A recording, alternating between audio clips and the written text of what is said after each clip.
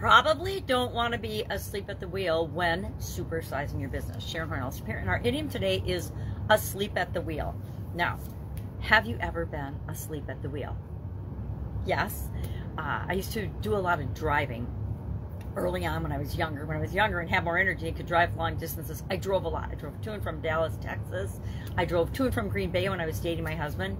And on one occasion, at least one occasion, I fell asleep while I was driving home at night. I was driving back to work to Green Bay. I worked at Procter & Gamble, and I was driving back to work, and I fell asleep and bumped the side of another car, which woke me up.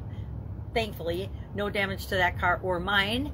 So I was very, very lucky, and I learned that it is not good to be asleep at the wheel, meaning you literally fall asleep or not paying attention to your job or not paying attention to something that you're expected to be paying attention to.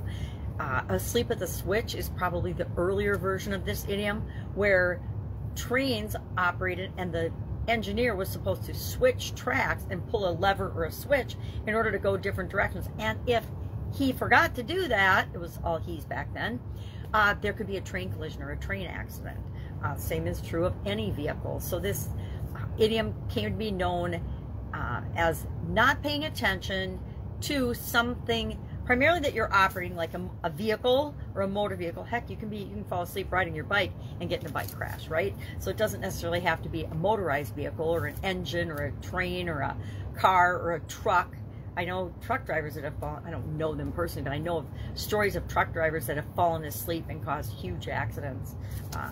My ex-sister-in-law's in-laws actually had that happen to them, and their camper got taken out by a semi-driver, where the semi-driver had fallen asleep, and they were merging onto the highway. He didn't see him, took out their entire motorhome. So we don't want to be asleep at the wheels. So how do we prevent that? How do we make sure we're paying attention and that we're active?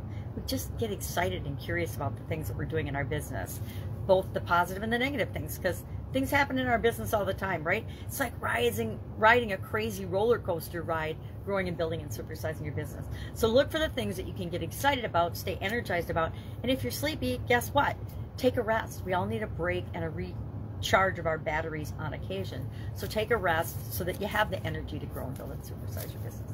Love your experience with this particular idiom. Now that I've made my confession that I actually fell asleep behind the wheel of my car on one occasion, have you ever been asleep at the wheel? I've also been asleep at the wheel when it comes to different times of my life where I have just been going through the motions of what I thought I should do and had to do in order to create the thing that I was working on, only to find out that it wasn't the right thing for me and that I really had been just going through the motions and I wasn't really living my life. I think that's another way of being asleep at the wheel. All right, have an awesome day.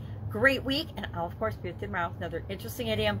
What does it mean? Where does it come from? We're focusing on mental health and the mental well-being area and aspect of the life framework that I teach this month for the Get Your Goals Annual Challenge. So we're talking about mental goals, and then subconscious mind was our topic today. We're talking about a lot of mindset, mental well-being and health type topics this month. If I can help you in any way, ask, otherwise I'll be with you tomorrow.